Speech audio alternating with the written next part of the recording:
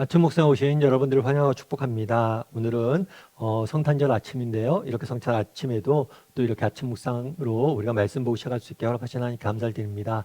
오늘은 평화의 목자라는 제목 가지고 미가서 5장 1절부터 15절까지 말씀을 함께 살펴봤으면 좋겠습니다. 1절부터 3절까지 말씀 같이 한번 읽어볼까요? 딸 군대여 너는 때를 모을지어다. 그들이 우리를 에워쌌으니 막대기로 이스라엘 재판자의 뺨을 치리로다. 베들레헴아 에브라다야 너는 유다 족속 중에 작을지라도 이스라엘을 다스릴 자가 내게로 나올 것이라. 그의 근본은 상고에 영원에 있느니라. 그러므로 여인이 해산하기까지 그들을 붙여 두시겠고 그 후에는 그의 형제 가운데 남은 자가 이스라엘 자손에게로 돌아오리니.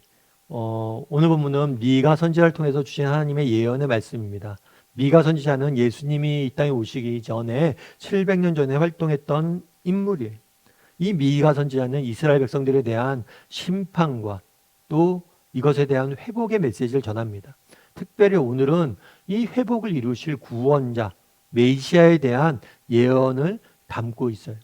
그래서 이렇게 이야기를 하죠. 딸 군대여 너는 모을지어다. 군대를 모으라는 거예요. 왜냐하면 그들은 적군이죠. 적군이 우리를 에워쌌으며 막대기로 이스라엘 재판자의 뺨을 치리로다라고 이야기를 합니다. 그래서 그 당시에 뺨을 친다.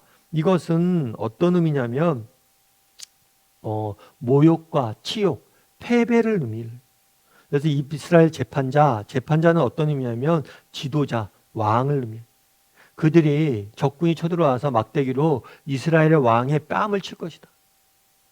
그러니까 왕이 패배를 하고 치욕과 모욕을 겪게 될 것이다 라고 이야기를 하는 거예요. 실제로 그랬죠. 이스라엘 백성들은 바벨론에 의해서 철저히 멸망을 당합니다. 이스라엘 왕들은 바벨론에 의해서 온갖 수모와 모욕을 당하고 최후를 맞이했고 이스라엘 백성들은 바벨론의 포로로 잡혀가요. 뿐만 아니라 하나님이 거하시는 성전이 완전히 무너지죠. 그러면서 이스라엘 백성, 이방 나라 사람들은 바벨론의 사람들은 그들이 섬기는 신인 마르두기 여호와를 이겼다 노래하며 정말 온갖 하나님에 대한 이스라엘 백성들에 대한 모욕과 조롱을 하게 됩니다. 그것들을 예언해 둔 거예요. 너희가 정말 그런 큰 치욕과 패배와 모욕을 당할 것이다. 하지만 앞서 얘기했던 것처럼 하나님의 징계, 심판은 심판으로 끝나지 않아요. 뒤에 늘 회복이 기다리고 있습니다. 너희가 이런 고난과 역경이 있겠지만 하나님께서 너희를 회복시킬 것이다 라는 회복에 대한 약속을 곧바로 주십니다. 그런데 여기서 주목할 게 있어요. 뭐냐면 베들레헴아 에브라다야 너는 유대 족속 중에 작을지라도 이스라엘 다스린 자가 내게로 나올 것이다. 이스라엘을 다스린 자, 이것은 뭘 의미하냐면 왕을 의미하기도 하지만 메시아를 의미하기도 해요. 이스라엘 백성들을 나라가 너희가 잃게 될 건데 그 나라를 정말 너희가 나라를 잃고 노예 생활을 할 텐데 그런 너희를 회복시키시고 너희를 통해서 새로운 영원한 하나님 나라를 세울 구원자 메시아를 보내줄 것이다 라고 약속한 거예요. 그래서 메시아가 오셔서 너희를 구원할 것이라는 약속을 준 거죠. 그런데 재밌는 건 뭐냐면 베들레헴이에요. 그 당시에 베들레헴에서 우리는 예수님이 베들레헴에서 태어났다는 걸 알고 있습니다. 그래서 베들레헴에 태어난 걸 당연시 여겨요.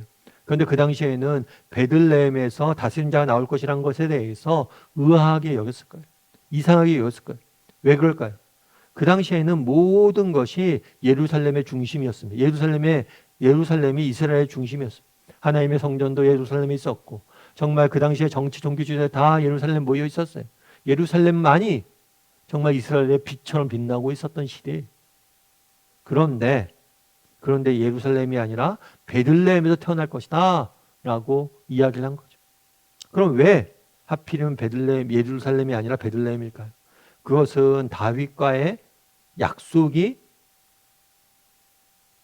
때문이 다윗과 하나님께서 했던 약속 때문입니다. 하나님께서 이 베들레헴이라는 도시는 다윗의 고향이라고 알려진 도시. 그래서 베들레헴 하면 사람들은 다윗을 떠올렸어요. 그런데 하나님께서 다윗과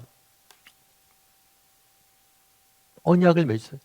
다윗을 기름 부어서 왕으로 세운 것도 베들레헴인데 왕으로 세운 다음에 내가 너의 왕위를 영원하게 할 것이다. 너의 후손 중에서 정말 영원한 나라를 세워갈 메시아를 너의 후손 중에서 보내줄 것이다 하고 다윗과 약속을 했어요. 그래서 베들레헴에 태어났다는 것은 뭐냐면 예수님이 메시아가 오시는데 이 다윗과 했던 약속을 이루기 위해서 오셨음을 보여줄 것이라는 것을 이 베들레헴을 통해서 보여주는 것. 다르게 말하면 왜 베들레헴입니까? 하나님은 자신의 약속을 신실히 지키시는 분이심을 보여주기 위해서 베들레헴을 택한 것. 그래서 우리도 마찬가지. 우리도 확신을 가져야 돼요. 어떤 확신을 가져야 됩니까? 하나님은 우리를 향한 선한 계획을 갖고 계세요. 그리고 이 계획을 약속의 형태로 우리에게 주세요. 그리고 하나님은 그 약속을 신실하게 반드시 이루실 것이에요. 그 사실을 우리가 확신해. 정말 하나님께서는 우리를 향한 선한 계획이 있고 우리가 그것들을 믿고 나아간다면 우리의 삶을 통해서 뭐예요? 이루실 것이다.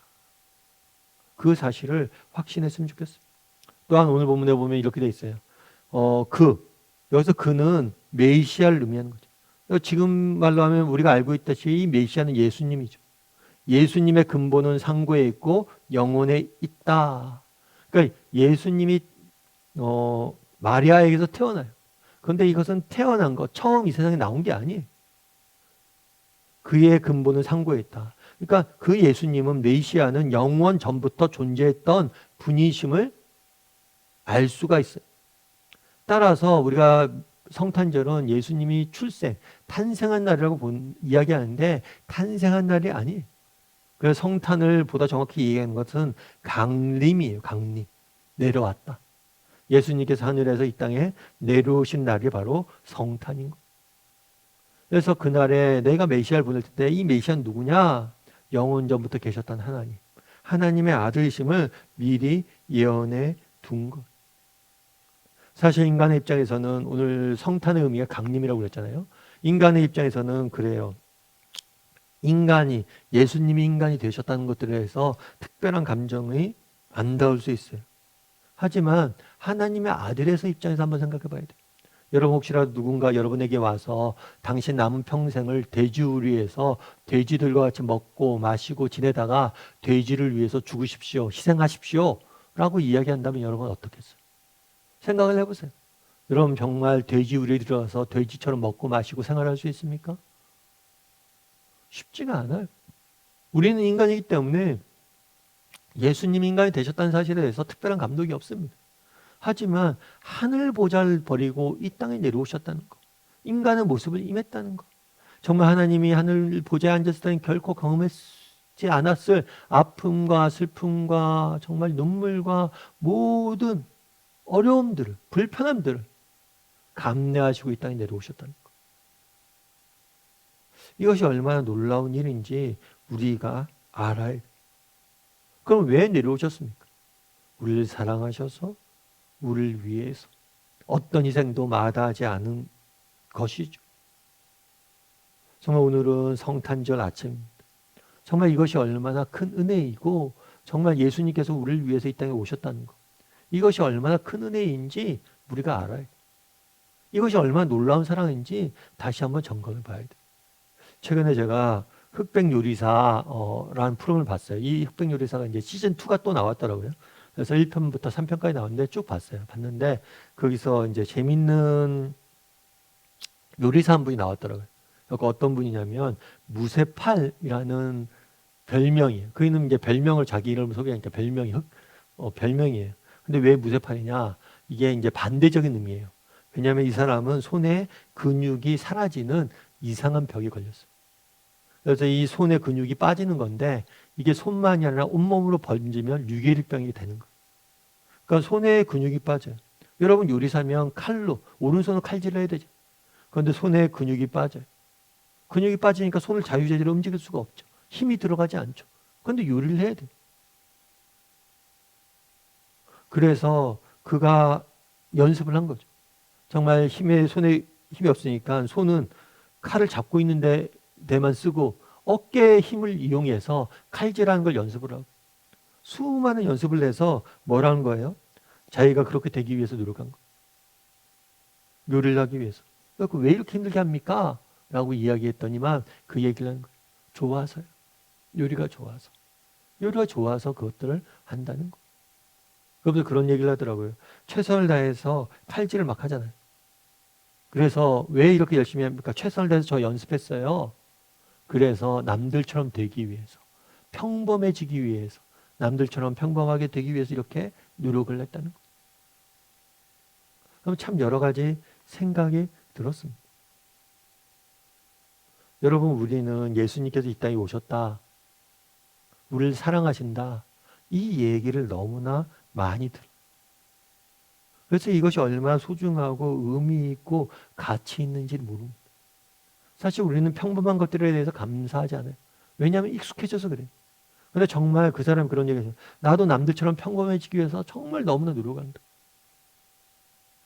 평범이 그만큼 가치가 있는 거. 정말 예수님이 이 땅에 오셨다. 우리가 정말 너무 자주 들어서 그것에 대한 감흥이 없는지 돌아봐야 돼. 또한 이 요리사 그러잖아요. 왜 그렇게 힘들게 합니까? 요리하는 게 좋아서. 왜 예수님께서 이 땅에 오셨습니까? 왜 정말 하늘 보좌가 어울리시는 분이, 이 세상 모든 만물을 창조하신 분이, 그 근본이 상고에 영원에 있는 분이 왜 유한한 인간의 모습을 입고 이 땅에 오셨냐는 거예요. 이것이 얼마나 큰 희생이고 이것이 얼마나 고통스럽고 얼마나 힘든 일인지 알아야 된다는 거예요. 왜 그랬냐는 거예요. 우리를 사랑하셔서, 우리가 좋아서. 바라기는 성탄의 아침입니다. 정말 성탄의 아침인데 정말 예수님께서 우리를 얼마나 사랑하시는지, 왜 이 땅에 오셨는지, 우리가 얼마나 큰 사랑을 받았는지 다시 한번 돌아보고 또 그것에 감사하고 온전히 하나님께 예배할 줄 아는 오늘 하루가 되기를 주님의 이름으로 소원합니다. 우리 이 시간 함께 기도했으면 좋겠습니다. 기도하실 때 오늘 말씀 기억하면서 기도했으면 좋겠습니다. 오늘은 예수님께서 이 땅에 오신 성탄의 아침입니다. 하나님, 정말 예수님이 누구십니까? 그 근본이 영원에 있는 분이에요. 그분이 상고에 있는 분이에요. 하나님 보좌에 계신 분이에요. 그런데 그 하나님께서 유한한 인간의 모습으로 오셔서 이 땅에서 온갖 수모와 고통과 정말 그 어려움들을 경험하셨어요. 왜입니까? 우리를 사랑하셔서, 우리를 대신해서, 우리를 아끼셔서, 우리가 얼마나 큰 사랑을 받았는지, 하나님께서 우리를 얼마나 사랑하시는지 다시 한번 깨달아 아는 오늘 하루 성탄절이 되게 됩니다. 성탄의 의미에 대해서 다시 한번 깊이 누리는 시간이 되게 됩니다. 그리고 그 예수님을 우리 인생의 주인으로 모시고 살아가는 시간이 되게 됩니다. 정말 이 땅에 오신 예수님에 감사하고 그분을 우리의 왕으로 모시며 살아가는 오늘 하루가 되게 해달라고 이 시간 한 목소리 같이 기도하도록 하겠습니다. 같이 기도하시겠습니다.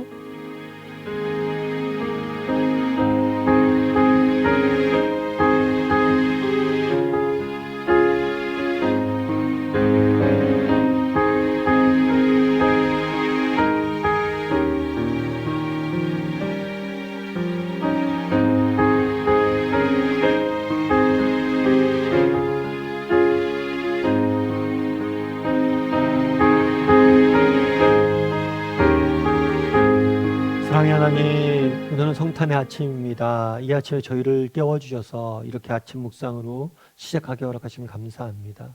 오늘 하루 정말 예수님께서 이 땅에 오신 의미에 대해서, 정말 이 땅에 내려오신 그 사랑에 대해서 다시 한번 기억하고 감사하고 하나님을 예배하며 살아가는 하루가 되게 도와주시옵소서.